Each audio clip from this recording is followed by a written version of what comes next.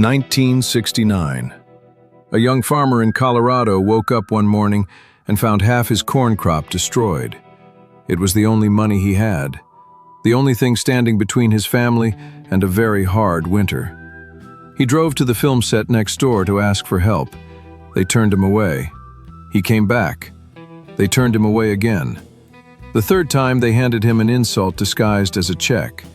The fourth time, John Wayne was watching. Here is the story. Summer 1969, Montrose, Colorado. The True Grit production has swallowed this small mountain town whole. Trucks, trailers, camera rigs, lighting equipment, dozens of crew members moving in every direction. It is the biggest thing to ever happen to Montrose, and the town is still adjusting. For most locals, the arrival of John Wayne and a Hollywood production is exciting. For a 28-year-old farmer named Garrett, it is background noise. He has more pressing things on his mind. Garrett owns a small piece of land on the edge of town. 20 acres, a modest house, a barn, and a cornfield that in 6 more weeks will be ready to harvest. That corn is everything. It is how he pays the mortgage, how he buys winter feed for the animals, how he keeps the lights on for his wife, Nora, and their 2-year-old son. The field is fenced, but barely. Simple wooden posts and wire. The kind of fence that says, "This is mine," rather than the kind that actually keeps anything out. Garrett put it up himself with money he didn't really have. It was enough. In Montrose, everyone knows whose land is whose. Nobody goes where they don't belong. The film crew did not get that memo. Real quick, I'm curious. Drop your state in the comments. I love seeing where all of you are watching from. The head wrangler, the man in charge of the production's horses, broke his arm 3 days into filming. Riding accident, offset.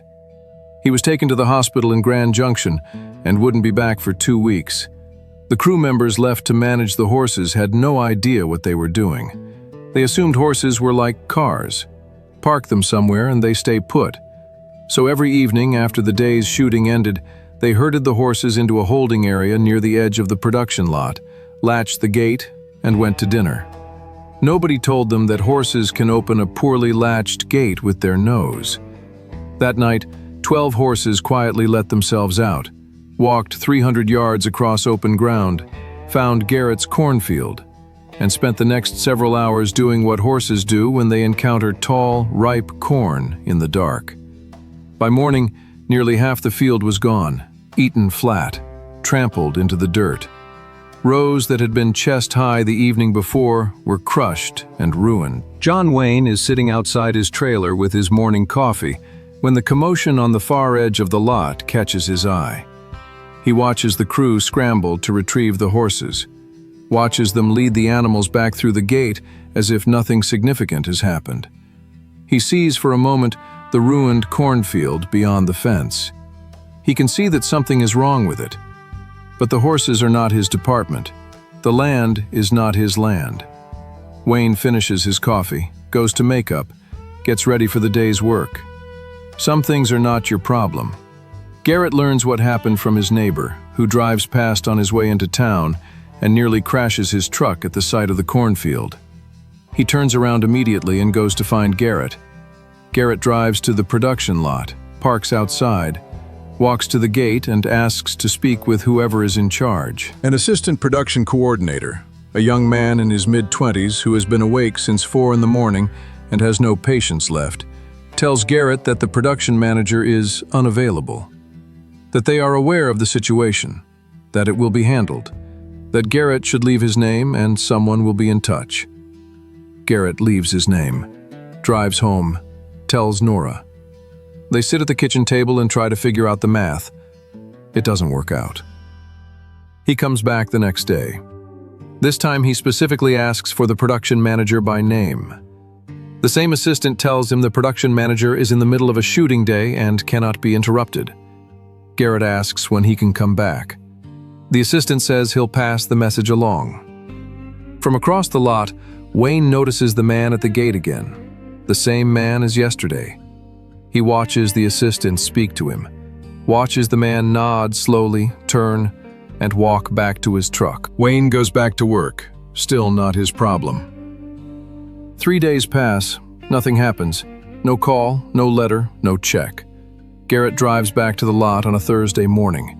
This time he doesn't ask politely. He stands at the gate and raises his voice. Not screaming, but loud enough for everyone within 30 yards to hear. "You people destroyed half my harvest. I have been here twice and nobody has spoken to me. My family depends on that field. I need to speak to someone who can actually make a decision." Wayne hears it from his canvas chair outside the makeup trailer. He watches. He turns to his assistant. "What's that about?" The assistant gives him the short version. The horses, the cornfield, the farmer who keeps showing up. The production manager's approach of hoping the problem goes away on its own. Wayne's jaw tightens. He sets his coffee cup down. Then he picks it back up, finishes the coffee, says nothing more. That evening, after the day's shooting wraps, Wayne finds the production manager. Casually, as if making conversation. "Heard something today about a corn farmer. Horses getting out at night." The production manager waves a hand. "Already handled. Guy's been coming around making noise. We'll write him a check tomorrow, send him on his way." "How much?" "Enough," the production manager says, and changes the subject. The next morning, Wayne is sitting outside with his coffee again. Same spot, same chair, same view of the gate. A truck pulls up. Garrett gets out. Then his wife, Nora, gets out. Then she lifts their 2-year-old son from the back seat. The boy is wearing a hat that's too big for his head. He blinks in the morning light and grabs his mother's hand. They wait outside the gate. Nora and the boy stay on the sidewalk while Garrett goes in. He walks with the production manager into a small production office. The door closes. 8 minutes later, the door opens. Garrett comes out holding a check. His face is tight. 2 production assistants are at his shoulders, walking him toward the gate with the quiet but unmistakable body language of men escorting someone out.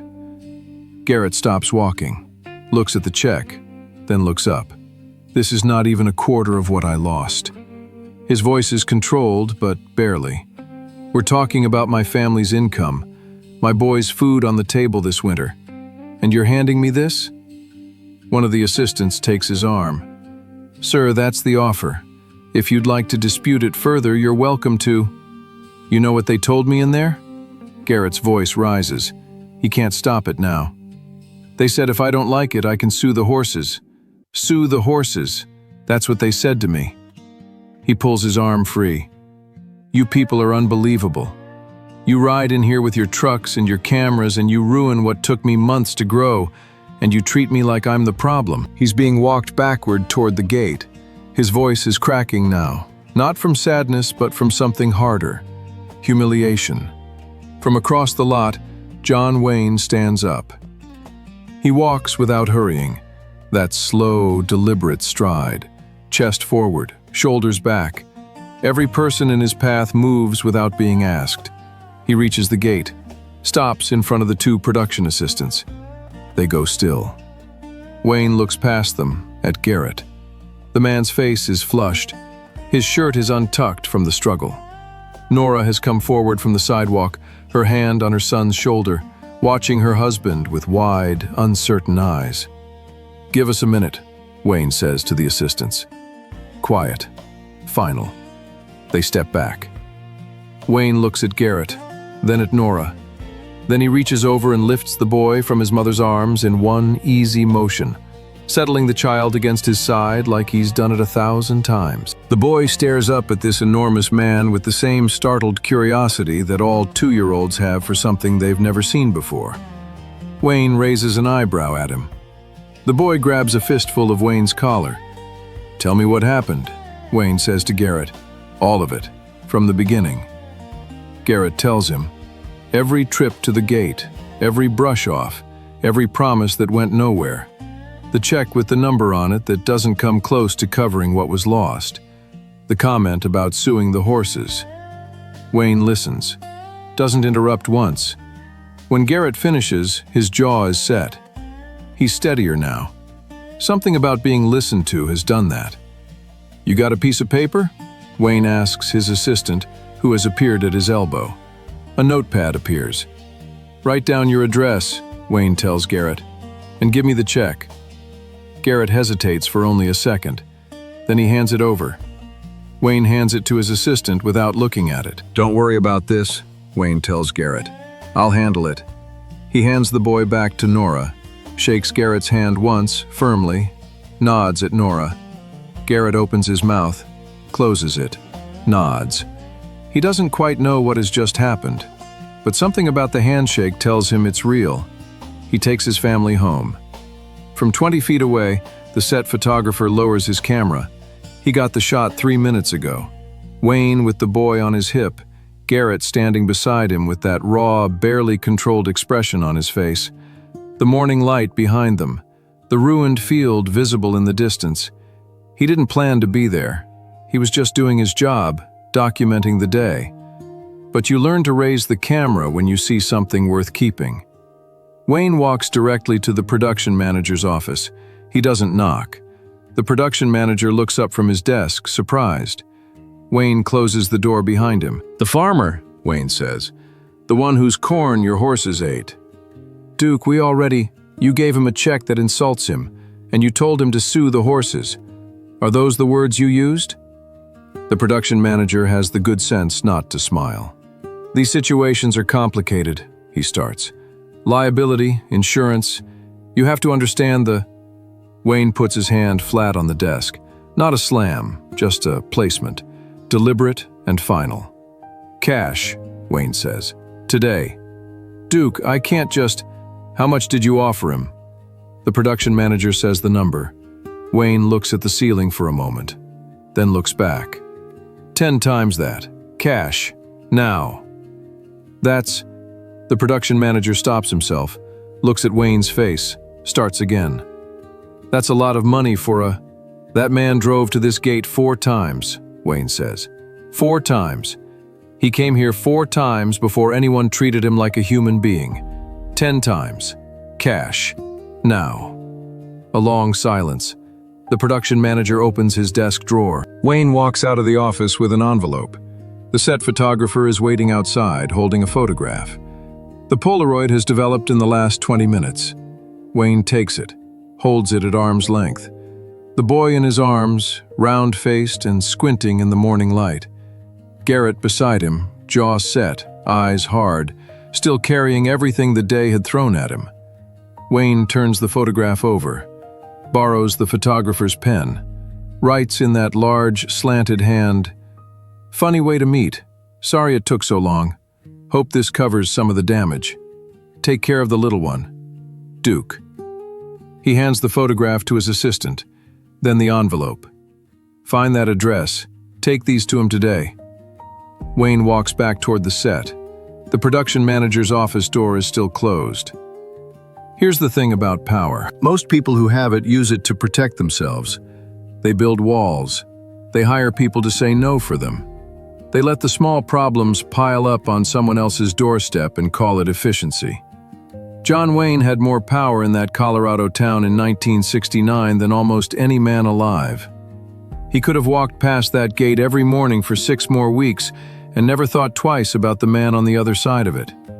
Instead, he picked up a 2-year-old boy, listened to a farmer who was running out of words, and then walked into an office and made something right. Not with a speech, not with a press release, with an envelope and a borrowed pen.